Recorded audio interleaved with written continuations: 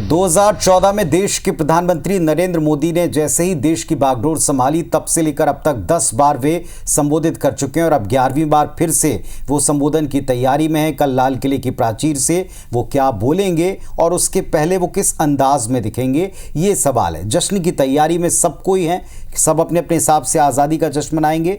और आज भी हमारे साथ में IBS24 के editor in chief Ravikant Mittal ji हैं, जो मोदी जी को लेकर जिज्ञासाएं हैं, इसकी बिग पिक्चर पर बात करेंगे। रवि सर, सबसे बड़ा सवाल ये कि कल मोदी जी का अपीयरेंस कैसा होगा, उनकी स्पीच में किन किन विषयों को शामिल किया जाएगा, आपके मुताबिक क्या रह सकती है बिग पिक्चर मोदी 3.0 के इस पहले संबोधन की?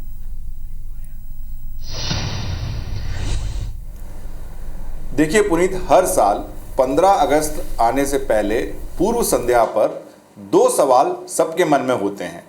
पहला कि मोदी कौन से रंग की पगड़ी पहनेंगे और दूसरा कि वो अपने भाषण में क्या बोलेंगे।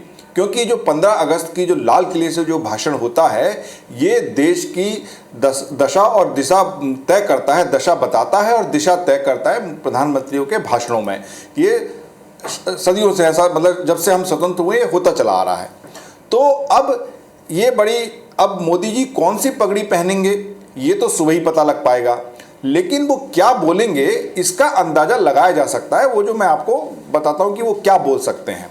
अब अगर पुनीत आपको याद हो कि चुनावों से पहले अपने हर इंटरव्यू में या लगभग सभी इंटरव्यू में मोदी ने एक बात कही थी कि वो अपनी जीत से बिल्कुल निश्चिंत थे और उन्होंने कहा कि अगले आने वाले 5 साल बल्कि अगले 25 साल के लिए उन्होंने पहले ही तैयारी शुरू कर दी है और पूरे देश से 15 लाख से ज़्यादा उन्होंने आइडियाज़ और ओपिनियन और इस तरीके के उन्होंने सुझाव मंगवाए हैं और उसको फिर उन्होंने AI के तहत विभाजित किया। AI की मदद लेकर अधिकारियों के साथ बैठे और फिर उन्होंने एक 25 साल, 5 साल और 100 दिन, इन तरह से 3 हिस्सों में उन्होंने एक कार्य योजना तैयार की है कि वो अगले 100 दिन में क्या करने वाले हैं सरकार बनने के बाद, उसके बाद 5 साल जो उनका अगला होगा उसमें वो क्या करेंगे, और एक 25 साल जिसको वो कहते थे विकसित भारत एट 2047, 2047 में जब हम 100 साल मना रहे होंगे अपनी स्वतंत्रता के,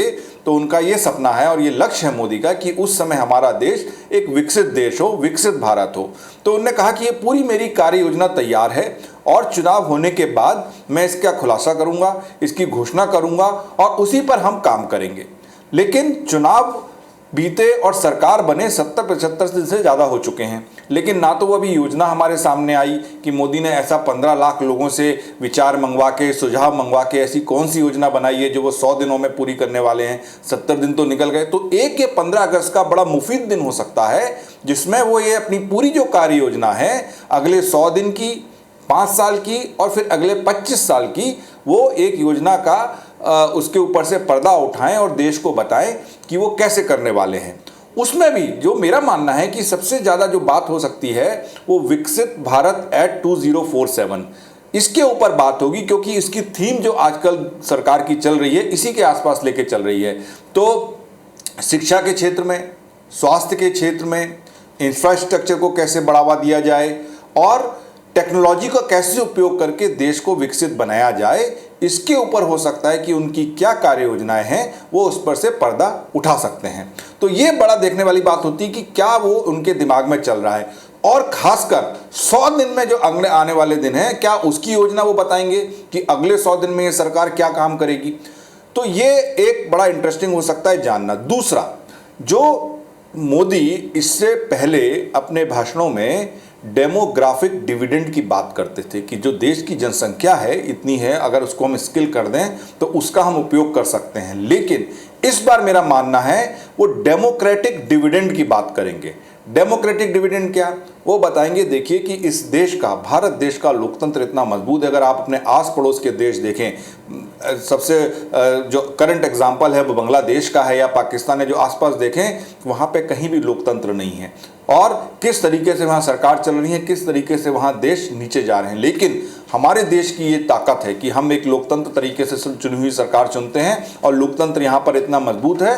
तो ये जो डेमोक्रेटिक डिविडेंड है इसका हमें फ़ायदा उठाना चाहिए और ऐसी सारी उन जो शक्तियां हैं उनसे सचेत रहना चाहिए, जो उसमें विभाजन करने की कोशिश करते हों, जो देश में फूट डालने की कोशिश करते हों।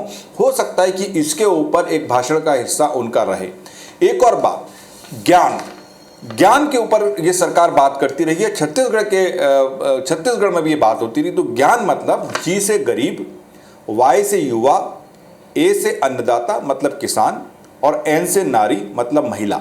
अगर पुनीत आपको याद हो कि जो अभी बजट हुआ है उसमें भी इन चारों पर काफ़ी फोकस रहा है। युवाओं के लिए किस तरीके से 5 योजनाएं शुरू की गई उनको स्किल करने के लिए, उनको इंटर्नशिप दिलाने के लिए, और उसमें सारा ये एक पूरी योजनाएं की गई हैं। इसी तरीके से युवाओं के लिए और गरीबों के लिए जो लगातार 5 साल तक बढ़ा दिया गया उनको अन्न देने के लिए, किसानों के लिए कितनी सारी योजनाएं हैं, और महिलाओं के लिए। तो हो सकता है कि कल के उनके भाषण में ये जो 4 सेक्टर हैं इनके ऊपर फोकस करके कोई बात की जाए। और अगर हम 100 डे की बात कर रहे हैं तो इन्हीं 100 दिनों में चुनाव होने वाले हैं। जम्मू कश्मीर में चुनाव होंगे, महाराष्ट्र में होगा, झारखंड में होगा, हरियाणा में होगा। तो ये हो नहीं सकता कि मोदी जी इन राज्यों को भूल जाएं, क्योंकि जम्मू कश्मीर एक उनके लिए अलग मायने रखता है। उन्होंने कह रहे थे कि पिछली बार मैंने बता दिया था कि हम कुछ बड़ा काम करेंगे तो हमने 100 दिनों में 370 हटा दी थी।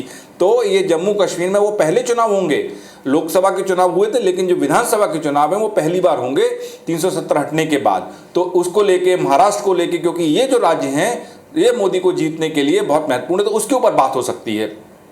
एक और वो जो उनके विपक्षी हैं उनके ऊपर भी वो क्या कहते हैं काफ़ी उसके ऊपर, क्योंकि इस समय अगर हम देखते हैं कि जो चुनावों के बाद जिस तरीके से विपक्ष मजबूत होकर निकला है और काफ़ी वो अपना एजेंडा जो कंट्रोल कर रहा है, तो ये एक कल मौका हो सकता है कि मोदी उनको भी माकूल जवाब दें और कुछ बीजेपी क्या करने वाला है और सरकार क्या करने वाली है इसके ऊपर हो सकता है कि वो पर्दा उठाएं। तो मुझे लगता है कि एक तो कल भाषण थोड़ा लंबा होने वाला है, क्योंकि मोदी के मन में कई बातें होंगी। कई समय से मोदी शांत भी हैं, उतना नहीं बोल रहे हैं, पार्लियामेंट में केवल एक भाषण आया था। तो ये चीज़ें होती, भाषण लंबा होगा, इन सब चीज़ों पर उनकी बात होगी, जिसमें देश की दिशा क्या होने वाली है, देश की दशा के ऊपर कि उन्होंने 10 सालों में क्या किया वो भी वो बताएंगे। आगे वो 5 साल, 25 साल, 100 दिन में क्या करने वाले हैं वो भी बताएंगे, और अपने विपक्षियों को भी वो जवाब दे सकते हैं राजनीतिक तौर पर। तो ये सारी चीज़ें कल के भाषण में हो सकती हैं।